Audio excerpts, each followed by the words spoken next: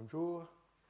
Donc aujourd'hui, dans la première heure, on va continuer sur le problème de l'entropie des trous noirs.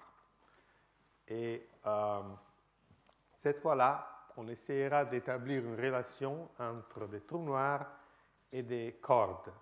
La semaine passée, je vous rappelle, la deuxième heure, pendant le séminaire, on a vu comment on peut reproduire l'entropie de certains trous noirs d'un type très spécial.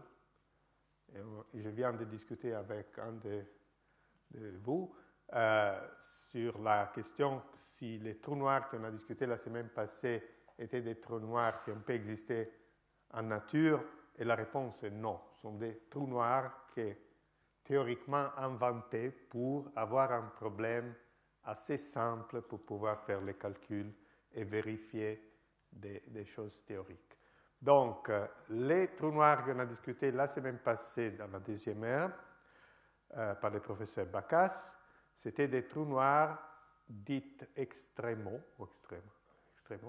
qui ont donc une température nulle, comme on l'avait vu la première heure, et en plus, ils sont des solutions supersymétriques des équations des champs. Et à cause de cette propriété de supersymétrie de la solution, on a pu faire un calcul dans le régime des petites constantes de couplage, où on sait faire les calculs, mais où, en effet, il n'y aurait pas de trou noir, parce que à petite constante de couplage, les rayons de Schwarzschild tendent vers zéro, et donc elle devient plus petite que la taille de l'objet. Mais quand même, grâce à la supersymétrie, on peut faire le calcul dans ce régime-là, l'extrapoler à des grandes constantes de couplage où on pense pouvoir démontrer que ces trous noirs existent bel et bien. Et donc, comme on peut extrapoler le calcul, on fait la comparaison et on trouve cet accord spectaculaire, y compris les facteurs numériques. Vous vous rappelez, l'entropie allait comme une constante fois la racine carrée du produit des trois charges.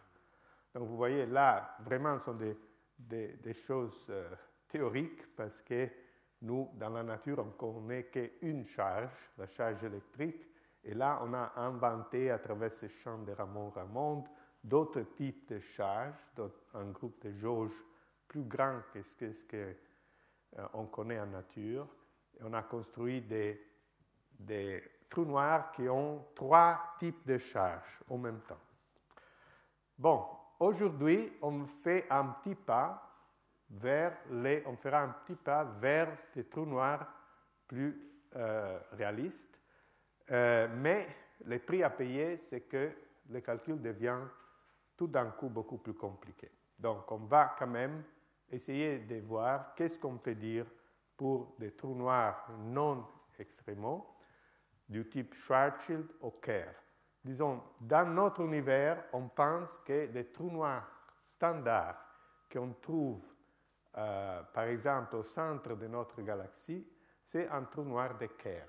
C'est-à-dire, en même temps, la charge électrique est très petite par rapport à la masse, donc on est très très loin de la condition Q égale M, mais le moment cinétique du trou noir peut être grand. Donc, le petit paramètre petit a, le petit a de mes transparents précédents, est de l'ordre de 1. Voilà, donc, pour essayer donc maintenant de faire la comparaison entre l'entropie des cordes et l'entropie des trous noirs, nous partons de ce qu'on connaît bien. C'est ce qu'on connaît bien dans la théorie des cordes, c'est la densité des états physiques au niveau arbre, c'est-à-dire dans la limite où on étend la constante de couplage. La théorie libre, disons, il y a des cordes qui n'interagissent pas, mais on peut quand même faire la quantification de la corde et compter combien d'états il y a. Et si vous vous rappelez résumer, on doit éliminer les états non physiques, et il y avait ces états dits des DDF, qui correspondent en effet à les vibrations de la corde transversales par rapport à la corde elle-même. Donc, j'avais déjà mentionné ça, la densité d'états, ou le nombre d'états au niveau énergétique grand N, va comme à un facteur, à une puissance près, qu'on va négliger, va comme l'exponentielle de la racine de n. Mais comme n, c'est la masse à la puissance 2, ça veut dire que la densité d'états, ou le nombre d'états de masse m, croît comme l'exponentielle de m, avec une constante qui est bien précise. Mais aujourd'hui, à l'opposé de la semaine passée, on va négliger des facteurs numériques parce qu'on n'a pas d'espoir de pouvoir vraiment trouver un accord, y compris les facteurs de proportionnalité. Donc, on sera satisfait si on trouve un accord entre les deux entropies à un facteur numérique près. Donc, je prends le logarithme de la densité des états, j'appelle ça l'entropie des cordes, S string, et elle est donnée juste par l'exposant ici, qui je peux écrire de plusieurs façons. Deux façons de l'écrire sont particulièrement jolies. Un, c'est de dire que c'est la masse que je suis en train de regarder, la densité des états d'une certaine masse m, divisée par l'échelle de masse de la corde qui est donnée par cette formule-là. Ou je peux réécrire ça, c'est des passages banals, comme alpha prime fois m divisé par la longueur de la corde, ls. Alors, cette expression-là a une interprétation physiquement que je trouve très jolie, parce que ce rapport-là, c'est rien d'autre que le nombre des string bits, des petits morceaux de cordes qui sont contenus dans la longueur totale de la corde de masse m. Une corde de masse m a une longueur alpha prime m, et donc le rapport alpha prime m sur ls, si vous voulez, compte le nombre de petits éléments de corde. Alors, pour faire la comparaison entre cette entropie-là de la corde et l'entropie des trous noirs, il nous faut encore une chose, c'est-à-dire une relation entre les paramètres de la théorie des cordes et les paramètres de la relativité générale. Je pense que M. Bacchus a mentionné ça, mais pour être complet, je répète un petit peu ce qu'il a dit. La façon la plus simple d'établir la relation entre les paramètres de la corde et les paramètres de la relativité générale, c'est à travers l'action efficace qu'on a rappelée il y a quelques semaines de la corde, que je néglige tous les termes qui n'ont pas d'importance pour cette comparaison, à cette structure-là, où grand G, j'espère qu'il n'y aura pas de confusion avec la constante de Newton, c'est la métrique de la corde. Quand on écrit l'action de la corde, on introduit une métrique de l'espace-temps qu'on a appelée G mu nu, avec un grand G, pour la distinguer en principe du petit G mu nu de la relativité générale. Il y a une relation entre les deux. Disons, on peut transformer l'un de l'autre, mais c'est mieux de les garder séparés pour ne pas faire de confusion. Tandis que l'action de Einstein-Hilbert, donc de la relativité générale en deux dimensions, grande deux dimensions, on peut l'écrire de cette façon-là, où la longueur de Planck, donc la grande E, c'est toujours le nombre de dimensions de l'espace-temps. Donc si on est par exemple à 10 dimensions de l'espace-temps, c'est LP à la puissance moins 8, juste pour avoir quelque chose sans dimension. Alors, la définition de la...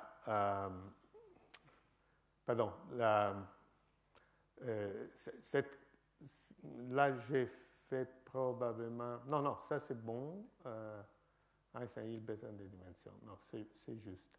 Alors, vous voyez que si on prend comme cas particulier le cas où le champ phi, qui est le champ du dilaton, est constant, on peut les sortir de l'intégrale et on obtient cette relation-là entre la longueur de Planck et la longueur de la corde. Et si vous vous rappelez, l'exponentielle de 2phi joue le rôle de la constante de couplage de la corde. Elle compte le nombre de boucles dans la théorie perturbative. Donc, brièvement, la longueur de Planck de la théorie d'Einstein à la puissance d-2 est liée à la longueur de la corde à travers la constante de couplage. Ça, c'est bien à le fixer dans sa tête, que dans la théorie des cordes, la vraie longueur fondamentale, c'est la longueur de la corde, et si vous voulez, la longueur de Planck, ou, parce que c'est lié par définition, la constante de Newton est quelque chose de dérivé, c'est quelque chose d'efficace. Donc la longueur de Planck, c'est une échelle efficace, où la constante de Newton, c'est une constante de couplage. J'aime bien faire la comparaison ici entre la gravitation et les modèles standards des particules, où, si vous vous rappelez, dans les interactions faibles, on a une constante de couplage qu'on appelle la constante de Fermi, et en même temps, dans les modèles standards, il y a aussi une autre échelle qui est l'échelle, par exemple, de la masse des bosons intermédiaires W et Z. Alors, la comparaison est que, disons, la masse de W, c'est comme la masse de la corde dans la théorie des cordes, et la constante de Fermi, qui est une constante phénoménologique, c'est l'équivalent de la constante de Newton. Alors, on va prendre la constante de couplage petite, même très petite par rapport à 1, pendant tout le séminaire. Voilà. Mais on va voir qu'en dépit de ça, le problème n'est pas banal. Alors, commençons en ce moment la comparaison. On prend donc l'entropie du trou noir, et pour l'instant, disons, je garde le nombre de dimensions de l'espace-temps arbitraire. Donc, il y a des formules où il y a la puissance 2 partout. Donc, cette formule qu'on avait discutée en 4 dimensions a une validité générale.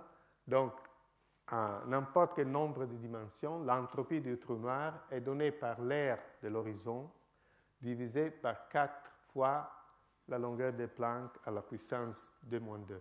Donc, c'est un nombre pur parce que l'aire de l'horizon en 2 dimensions, c'est quelque chose qui a les dimensions d'une longueur à la puissance grand d-2. Comme l'aire de l'horizon va comme les rayons de Schwarzschild à la puissance d-2, on peut l'exprimer en termes de la masse du trou noir par cette relation-là.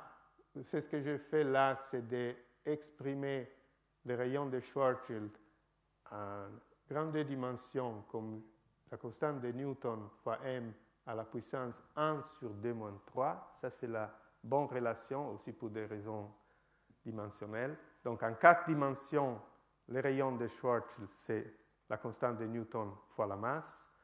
Mais si je prends en 2 dimensions la constante de Newton fois la masse, j'obtiens une longueur à la puissance grand 2 moins 3. Et donc, c'est ça la relation. Donc, à travers cette formule-là et avec des petits passages banals, on trouve que l'entropie du trou noir, on peut toujours l'exprimer de cette façon-là. La masse fois les rayons de Schwarzschild, si vous voulez, pour des raisons dimensionnelles divisé par la constante de Planck.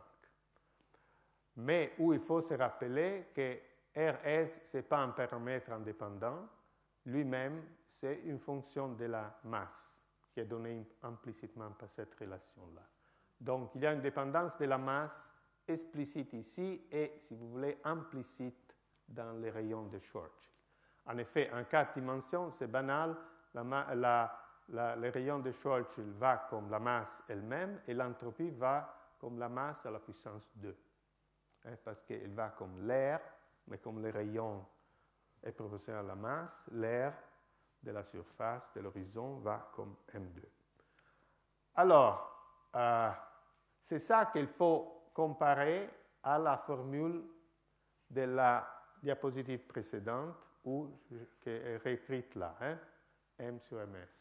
Alors, tout le monde peut voir tout de suite que ces deux formules ne sont pas les mêmes. La dépendance de M, par exemple, est très différente. Les facteurs sont différents et tout ça. Donc, les deux entropies, donc on dirait ça ne marche pas. On abandonne. Mais avant d'abandonner, il faut se rappeler que maintenant, on est dans un cas non supersymétrique, non extrémal, et donc, il faut voir si les corrections dues à la constante de couplage peuvent rétablir une correspondance entre les deux entropies. C'est-à-dire que la formule pour le trou noir est censée être exacte, tandis que la formule pour l'entropie des cordes, on l'a trouvée pour constante de couplage égale 0. Donc, quels sont les effets de la constante de couplage?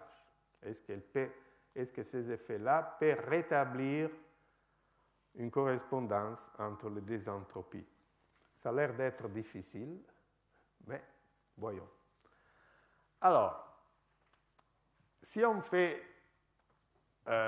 plus de près la comparaison entre les deux entropies, on voit que comme disons que l'entropie du trou noir croît avec la masse plus rapidement que l'entropie de la corde, et ça c'est évident ici, parce que la puissance 2-2 divisée par 2-3 est toujours plus grande que 1, donc la dépendance de l'entropie du trou noir et de la masse est plus rapide que pour les cordes.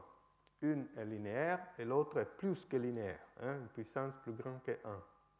Ça dépend du nombre de dimensions, mais elle est toujours plus grande que 1.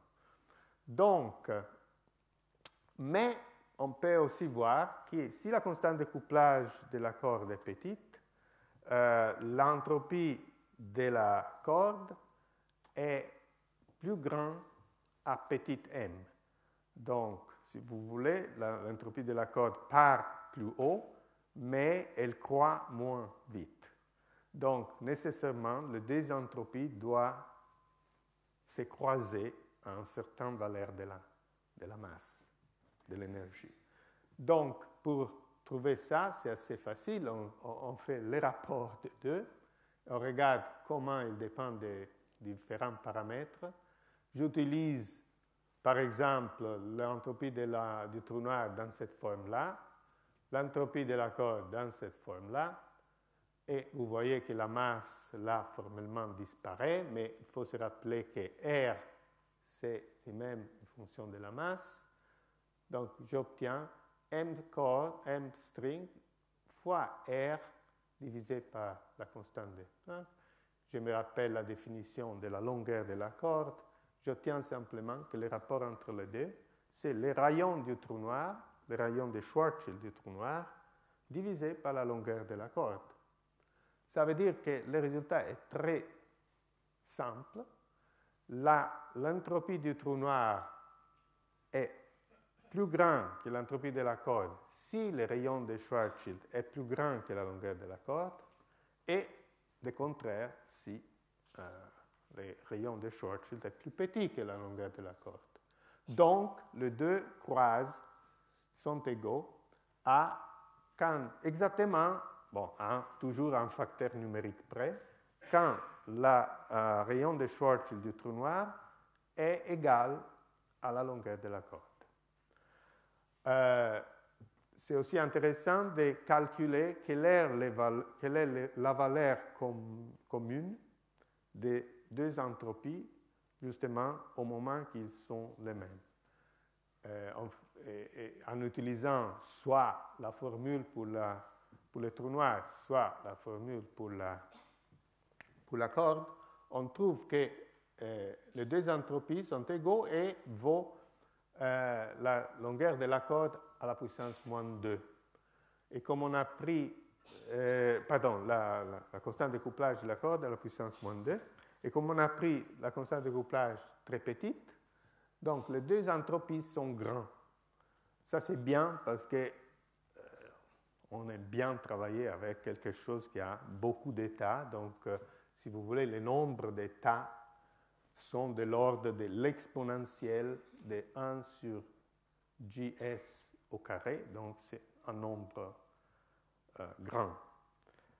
Et cette égalité entre les deux entropies a lieu quand la masse est égale à c'est ce que là j'appelle M étoile, qui est la masse de la corde, qui est quelque chose de fixe, fixé par la théorie des cordes, divisé là aussi par 2 puissances de la constante de couplage. C'est pour ça que l'entropie est Gs à la moins 2, parce que c'est le rapport entre la masse et la masse de la corde.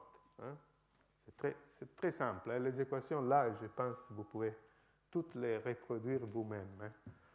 Sans problème.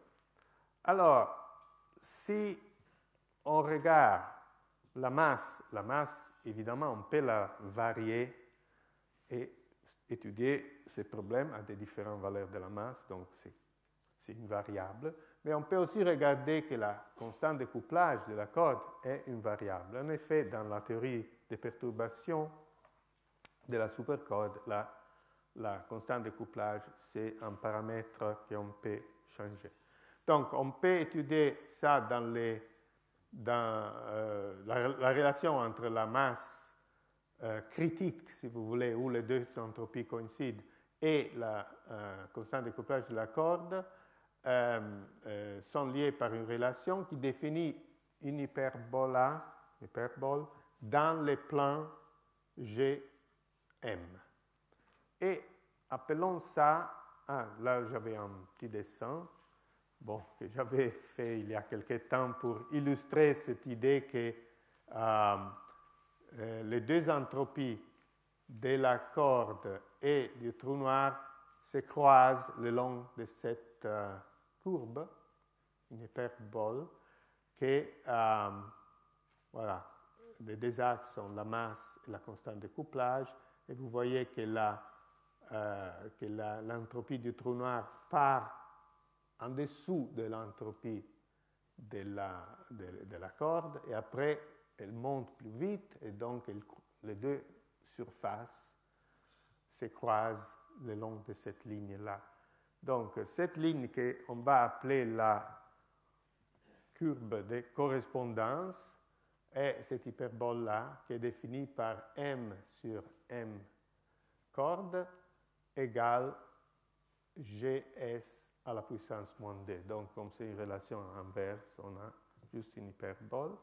Hyperbola, on dit en français, en bon français, je ne sais pas. Hyperbole. Alors, donc, cette ligne bleue, elle partage les plans en deux régions. La région en dessous de la courbe est la région où le rayon de Schwarzschild est plus petit que la longueur, et en dessus quand elle est plus grande. Okay. Donc, je pense que là, tout est simple et clair. Alors, commençons à discuter la situation dans la région verte, c'est-à-dire en dessous de la courbe. Donc, là, on a vu que le rayon de Schwarzschild est plus petit que la longueur de la corde, mais on doit se rappeler que dans la théorie des cordes, la longueur LS est supposée être la taille minimale d'une corde. À cause de la mécanique quantique, ça je l'ai expliqué dans mon cours de l'année passée, on ne peut pas avoir une corde trop petite parce qu'à cause du principe d'incertitude de Heisenberg, il nous donnerait une énergie très élevée. Hein. Si on fait une toute petite incertitude dans l'espace, on a une très grande incertitude dans l'impulsion et donc ça ferait exploser la masse. Donc, la longueur de la corde LS, elle joue, et ça on peut le voir de 1000 façons différentes, joue le rôle d'une longueur minimale ou d'une taille minimale de la corde. Mais alors, évidemment, si le rayon de Schwarzschild est plus petit que la longueur de la corde, ça veut dire que le rayon de Schwarzschild est à l'intérieur, si vous voulez, de la corde. Donc, un système ou une corde qui est en dessous de cette ligne de correspondance, c'est un peu comme notre Terre ou le Soleil ou la plus grande partie des objets qu'on regarde dans le ciel, qui ne sont pas des trous noirs, parce que si on fait le calcul de leur rayon de Schwarzschild à partir de leur masse, on trouve un rayon de Schwarzschild qui est plus petit de la taille de l'objet. Hein. Donc, l'interprétation ici est très simple et en même temps très intéressante. Dans la théorie des cordes, il n'y a simplement pas de black hole, des trous noirs qui sont plus petits, qui ont un rayon de Schwarzschild plus petit que la longueur de la corde. Disons, dans une théorie des champs où il n'y a pas une longueur fondamentale comme LS, on peut concevoir des trous noirs, des rayons arbitrairement petits, mais pas dans la théorie des cordes, à cause de la taille de la corde. Et en effet, si on a des trous noirs, si on avait des trous noirs plus petits que LS, la température de Hawking, hein, vous vous rappelez, le calcul de la température nous donne un résultat qui va comme l'inverse du rayon de Schwarzschild. Donc, si le rayon de Schwarzschild est plus petit que LS, ça veut dire que la température de cet hypothétique trou noir serait plus grande que 1 divisé, ou H bar divisé par LS, qui n'est rien d'autre que la masse de la corde. C'est la définition de MS. Mais une température égale à MS est la soi-disant température de Hagedorn de la théorie des cordes, qui est censée être une température maximale dans la théorie des cordes. Donc, tout semble être très cohérent. Simplement, dans la théorie des cordes, il n'y a pas de trou noir dans cette région. Simplement. Ce qui est très, très intéressant parce qu'il va nous résoudre un petit problème qu'il y a dans la théorie normale, sans les cordes, c'est qu'est-ce qu'il arrive à un trou noir à la fin de son évaporation à la Hawking. Prenons un trou noir d'une masse très grande, fixons la constante de couplage maintenant, hein.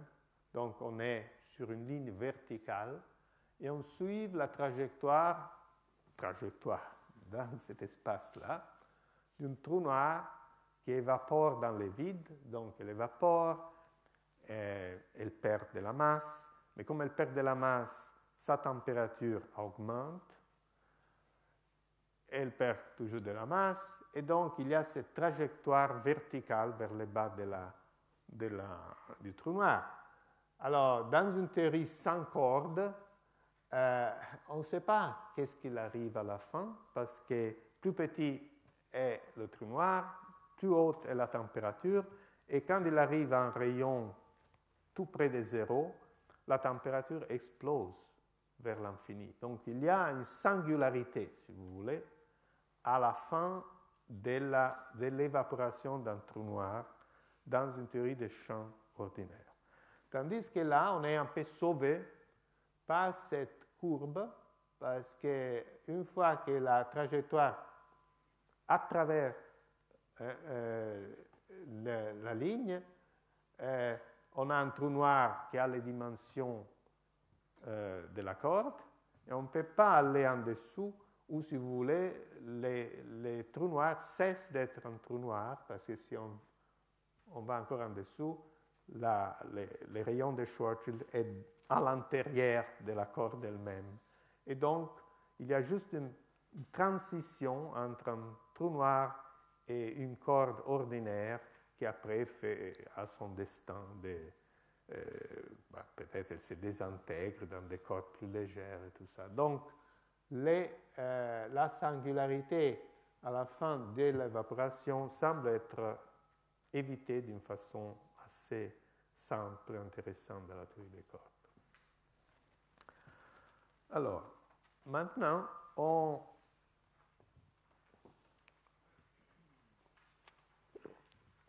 on essaie d'approcher, donc on part du bas, et on essaie de remonter vers le haut et d'approcher donc cette courbe de correspondance.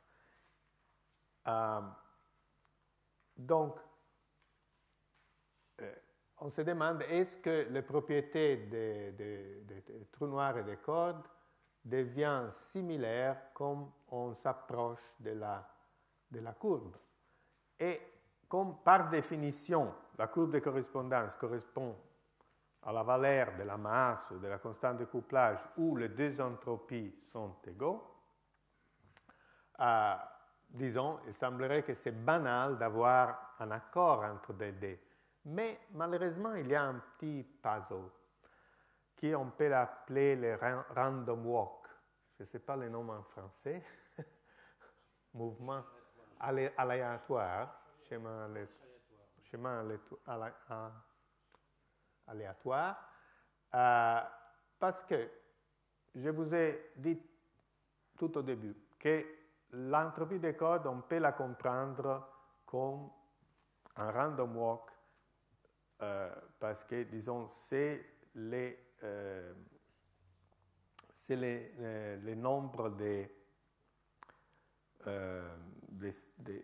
string bits qu'on a dans notre corde.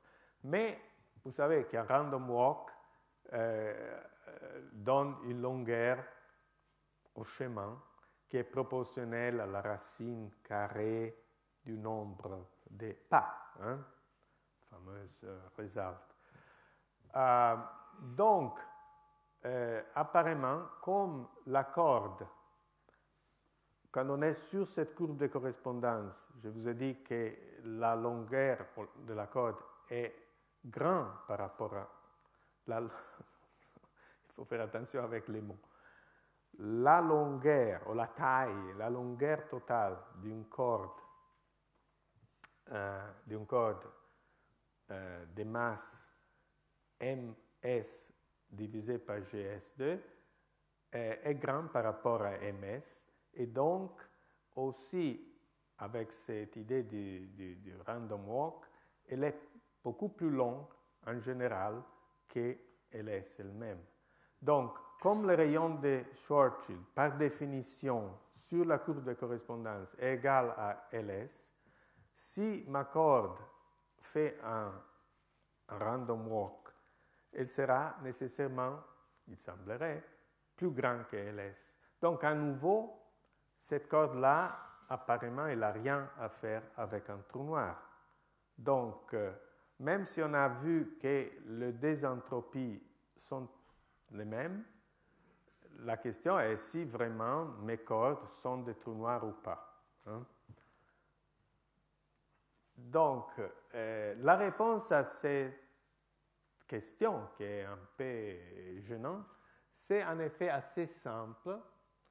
On doit en effet faire la chose suivante. On doit calculer pas juste le nombre de cordes qui ont une certaine masse, mais faire une chose un peu plus fine, c'est-à-dire voir la distribution des tailles des cordes d'une masse donnée. Donc, à une masse donnée, il y a cette exponentielle de m de cordes différentes. On doit les trier par rapport à leur taille et voir la distribution. Alors, dans un papier que j'ai écrit avec Thibaut Damour, il y a plus que 10 ans, on a étudié ce problème-là et on est arrivé à quelque chose d'assez simple, finalement. Donc, on a essayé de calculer les nombres de cordes d'une masse et d'une taille donnée. Donc, j'appelle M la masse, comme d'habitude, et j'appelle R maintenant la taille de la corde. Attention, il faut faire une distinction entre la taille et la longueur. La longueur, c'est vraiment... mais la taille, ça veut dire dans quel volume tout le schéma est contenu. C'est ça qui compte pour dire si l'objet est suffisamment compact pour être un trou noir. Alors, on a obtenu ce résultat-là, donc considérons comme d'habitude le logarithme du nombre d'états, que j'appelle à nouveau une entropie, qui est maintenant une fonction de m, mais aussi de la taille r. Et on trouve que c'est la formule standard, disons une constante numérique fois la masse divisée par ms, mais fois un facteur f qui nous dit de combien l'entropie diminue si je fixe aussi la valeur de R. Si j'intègre sur tous les R, je dois récupérer la formule A0 fois M sur MS. Mais si je fixe R, quel est les prix que je dois payer pour avoir fixé ce R? Et cette fonction f est une fonction du rayon, de la taille de la corde en unité de corde et aussi de la masse de la corde. Et à cette forme-là, donc on est un peu pénalisé en nombre d'états si la corde est très petite, donc c'est pas très probable d'avoir une corde trop petite, si vous voulez, mais aussi c'est très improbable d'avoir une corde qui est très longue. Donc, vous voyez, si R est grand, ce facteur-là a la tendance à diminuer le nombre d'états. Si R est petit, c'est le premier facteur qui a la tendance à diminuer. Alors, par exemple, ce facteur-là, c'est assez clair. Si vous allez dans mon cours de l'année passée, on avait discuté une configuration des cordes la plus simple possible, c'était une baguette rigide qui tournait. Cette baguette rigide a exactement une longueur, une taille alpha prime m. C'est la corde, disons, la plus large en taille que je peux concevoir une fois que la masse est fixée. Et on sait bien que ce type de cordes-là sont peu nombreux, très peu nombreux. Donc, il y en a un nombre de l'ordre 1 pour chaque valeur de masse. Parce que c'est une configuration très spéciale. Si vous voulez, c'est un random walk où chaque pas va dans la même direction et après on revient en arrière. Donc, il n'y a rien de random, si vous voulez. Rien dans le... Donc, ces facteurs-là nous rappellent ça, que c'est très difficile d'avoir une corde très éloignée. Ces facteurs-là nous disent que c'est très difficile d'avoir une corde tout petite. Et donc, et en effet, une chose intéressante, c'est que si on maximise, on cherche le maximum de cette entropie pour une masse fixée en fonction de la taille, on trouve les valeurs du random walk pour la taille. Donc, tout est très cohérent. Et la conclusion de ces calculs, c'est assez intéressant quand même.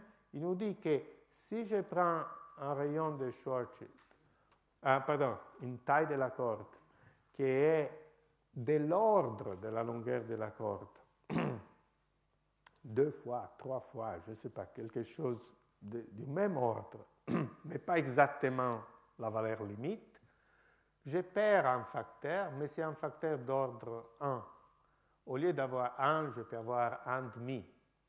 Mais comme je travaille, je cherche l'entropie à un facteur numérique près, je m'en fiche si je perds un facteur 2. Et l'autre facteur devient 1, parce que si je prends R petit, ce facteur-là vaut 1. Donc, la conclusion de ces calculs, c'est qu'en effet, il y a, même si la longueur moyenne, la taille moyenne des cordes est grande par rapport au rayon de Schwarzschild, donc la plus grande partie de ces cordes ne sont pas des trous noirs, il y a quand même un nombre de cordes assez petit pour être des trous noirs, et ce nombre est le bon nombre, hein, un facteur près. Donc, au moins jusque-là, ça marche. Donc pour résumer, l'entropie des cordes libres, parce que pour l'instant on a fait des calculs avec la densité d'états libres, et dont la taille est de l'ordre de Ls, est effectivement de l'ordre M sur Ms, et ce rapport devient égal à l'entropie des trous noirs comme on arrive à cette courbe de correspondance. En effet, on peut aussi faire d'autres calculs, pas seulement l'entropie. Par exemple, on peut regarder à la vitesse de désintégration d'une corde qui est sur cette ligne de correspondance, ou on peut calculer comment c'est l'énergie émise par unité de temps. Disons, on peut faire des calculs et on trouve toujours des résultats qui sont en accord avec ce qu'on attend d'un trou noir dont les rayons de Schwarzschild et la longueur de la corde. Donc, apparemment, tout marche bien. Au niveau pas exact, mais je dirais semi-quantitatif, au moins jusqu'à cette courbe de correspondance.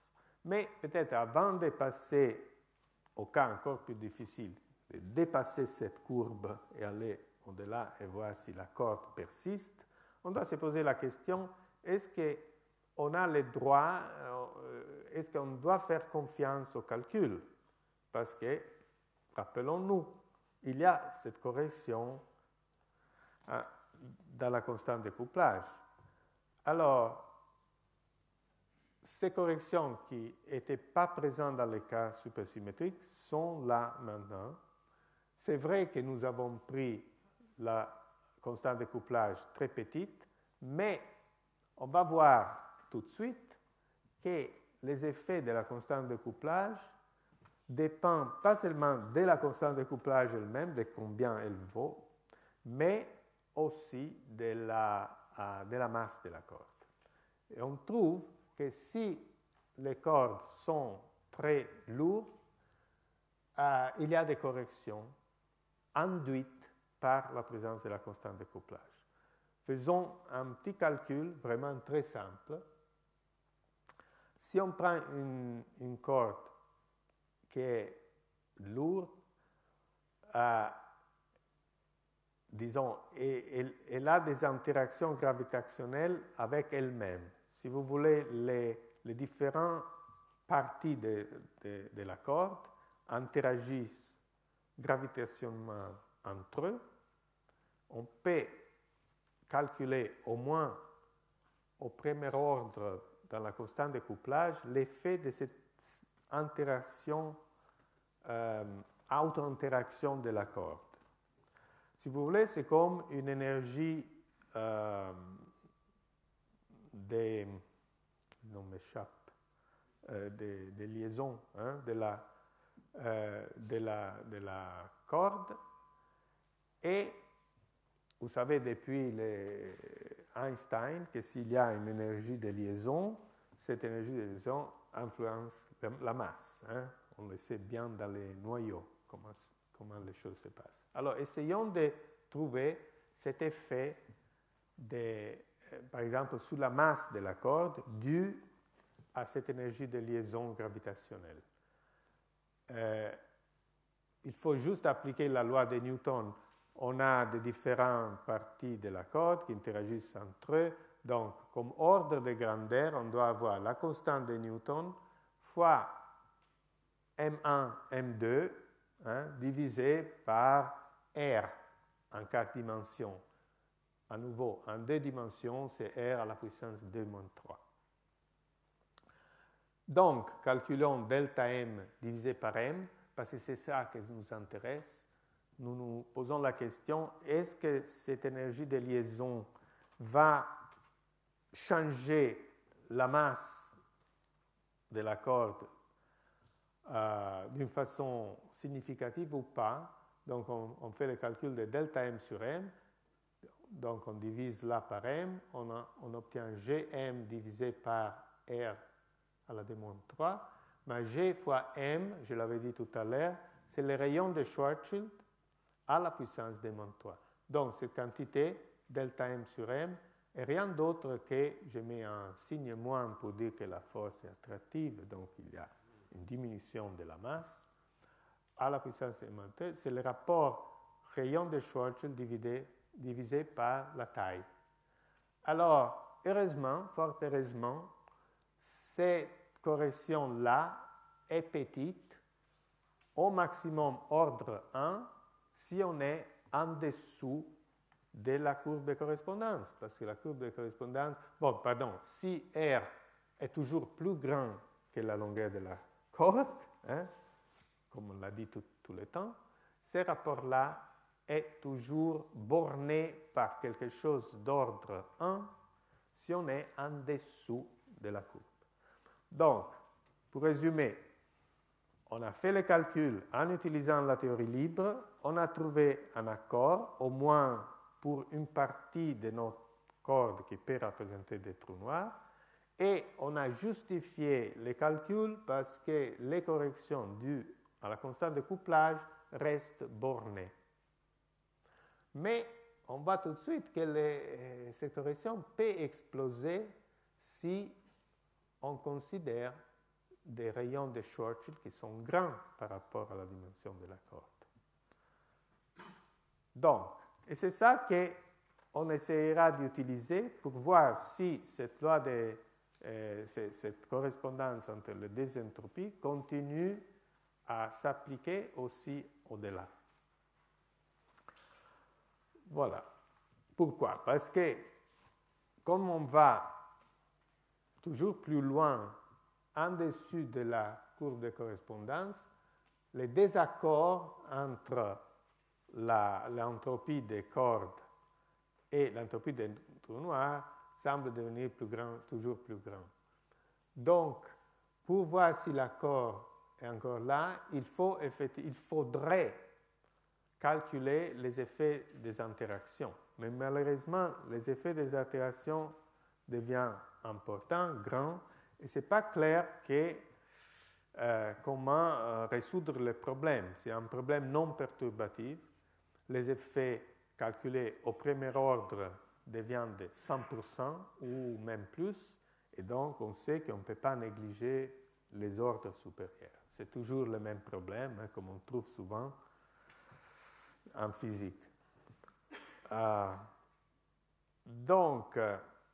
Mais disons, l'idée physique est que, comme résultat de cette énergie de liaison gravitationnelle, la masse des cordes très lourdes, surtout les cordes qui sont en dessous de la courbe, elle décroît et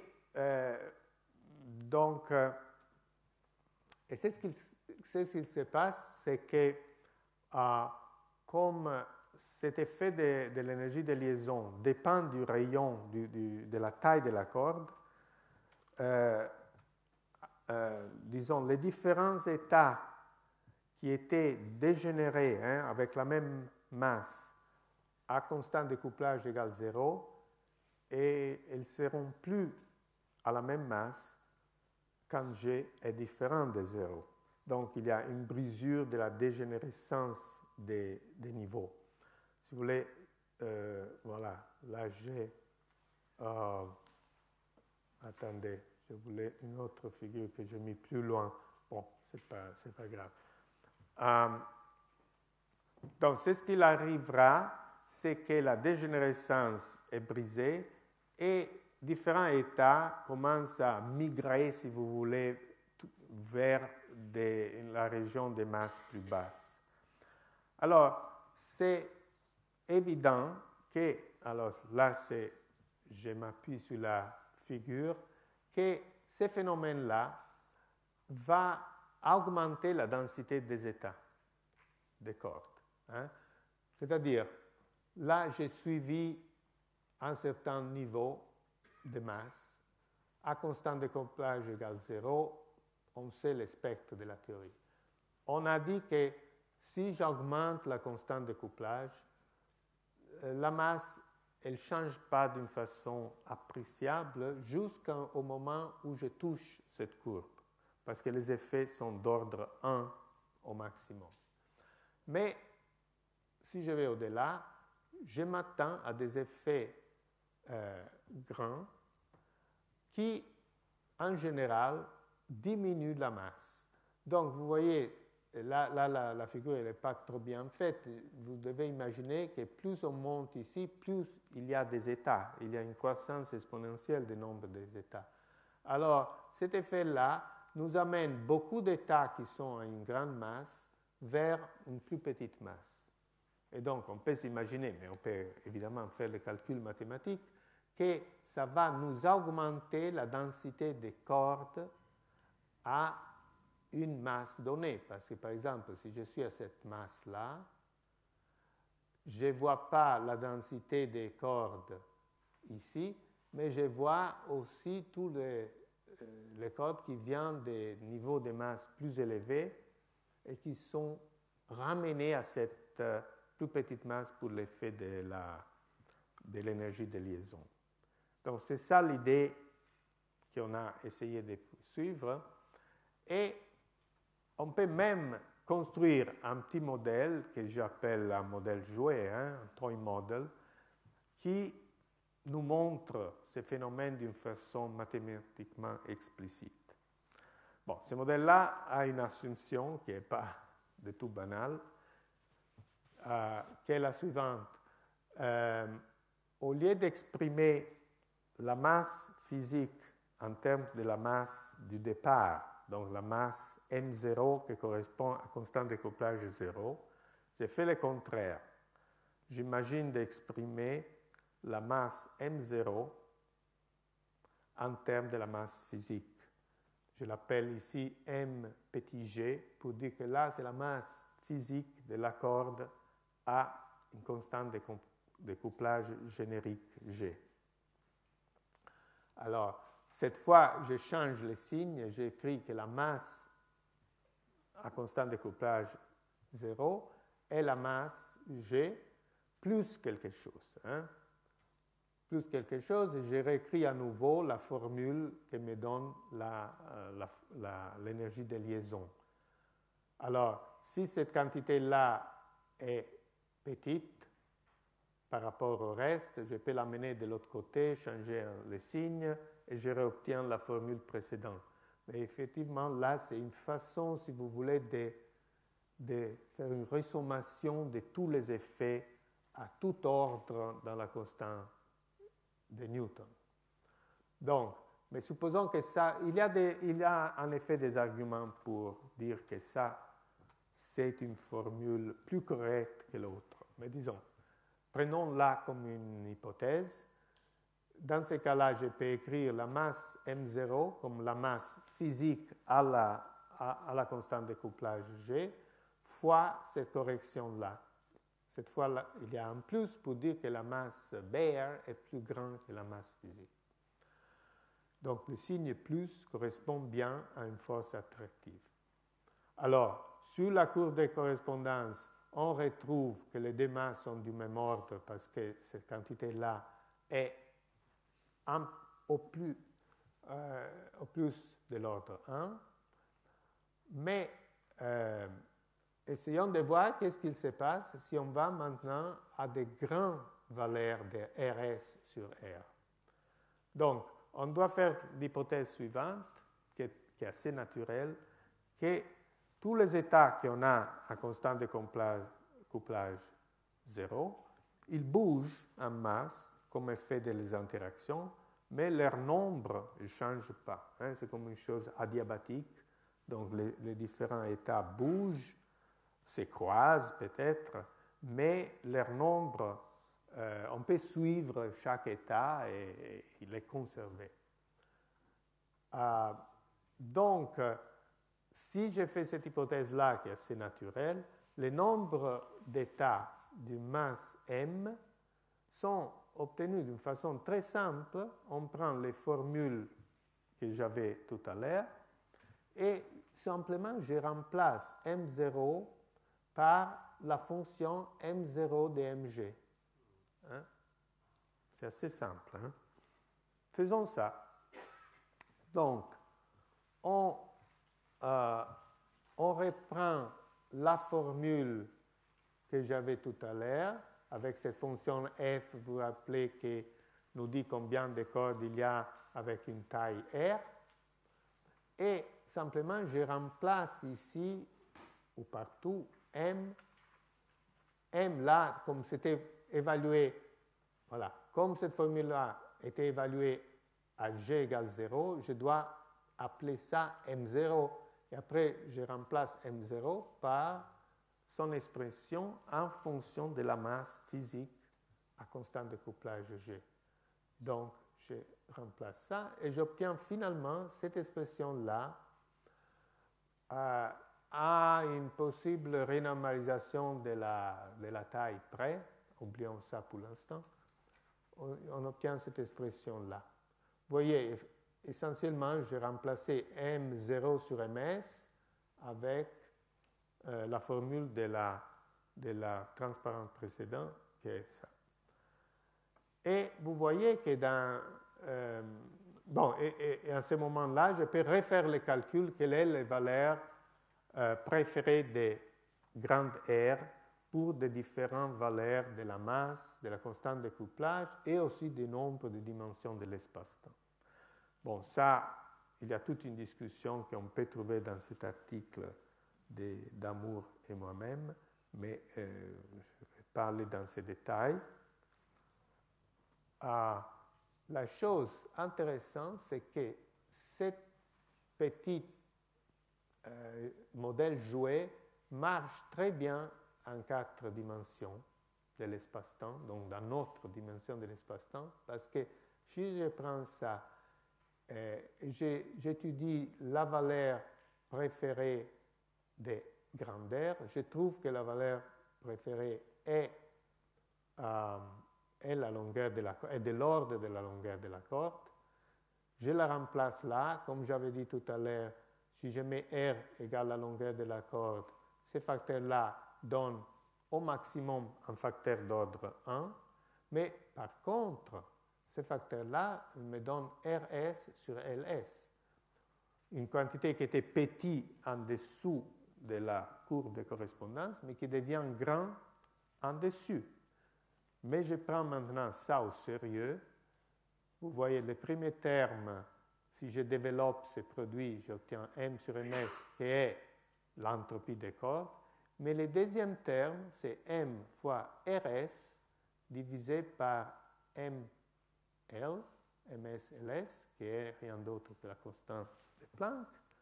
Donc, j'obtiens exactement ce que j'aimerais avoir, que l'entropie est l'entropie des cordes plus, avec des facteurs numériques, l'entropie des trous noirs. C'est-à-dire, j'obtiens une formule pour l'entropie physique, en fonction de la masse physique, qui c'est une interpolation entre l'entropie des cordes et l'entropie des trous noirs. C'est-à-dire, quand l'entropie des cordes est plus grande que l'entropie des trous noirs, je garde ces termes-là, Et quand je suis dans la situation opposée, je néglige l'entropie des cordes. C'est-à-dire, point de vue graphique, on trouve quelque chose qui suive cette ligne verte jusqu'à... Là, le diagramme est un peu différent des précédents. Il y a la masse, il y a l'entropie. Et j'imagine que la constante de couplage GS est fixée, est fixe. Quelque chose de petit est fixe. Alors, jusqu'à la masse donnée par la courbe de correspondance, vous voyez là, l'entropie de la corde domine. Là, serait l'entropie d'un trou noir, mais il n'y a pas de trou noir ici. Mais comme je croise ces points-là, il y a ces grandes corrections qui me ramènent de cette courbe-là, qui est fausse, à cette-là. Donc, on obtient une formule que c'est une interpolation entre les deux entropies. Bon, malheureusement, ça serait très bien si ça marchait si facilement partout. Malheureusement, si on prend la dimension de l'espace-temps plus grand que 4, ça ne marche pas. Alors, comme l'heure est déjà passée, je vous la laisse regarder, mais disons, c'est des calculs assez banals qui montrent qu'en dimension plus grand que 4, ces modèles joués nous donnent une entropie qui est l'entropie des cordes plus l'entropie des trous noirs fois un facteur qui, malheureusement, peut devenir plus grand que 1 d'une façon paramétrique. Donc, elle croît elle-même avec la masse. Et donc, on voulait un certain effet pour augmenter l'entropie des cordes et la ramener à l'entropie des trous noirs. Et on a exagéré, disons, trop et trop. Donc, il faut mettre une certaine borne sur les rapports entre la masse physique et la masse à constante de couplage égale 0. Et il serait très intéressant de comprendre si on peut justifier ces rapports maximaux. Donc, c'est là, je pense, c'est presque la dernière. Donc, ça, c'est l'idée générale. On part, je vous rappelle, avec nos états dégénérés à constante de couplage égale 0 et reste plus ou moins dégénéré jusqu'à la ligne de correspondance. Et après, il y a cette brisure de la dégénérance. Il y a des cordes très grandes qui restent plus ou moins imperturbées parce que les effets d'énergie de liaison sont très petits. Il y a d'autres, par contre, qui sont assez compactes où l'effet de l'énergie de liaison est important. Mais, disons, on doit mettre un effet maximal si on veut reproduire exactement l'entropie des cordes. Alors, comme l'air est déjà passé, là, disons, il y a juste un petit résumé des résultats, mais je vous laisse les lire tranquillement.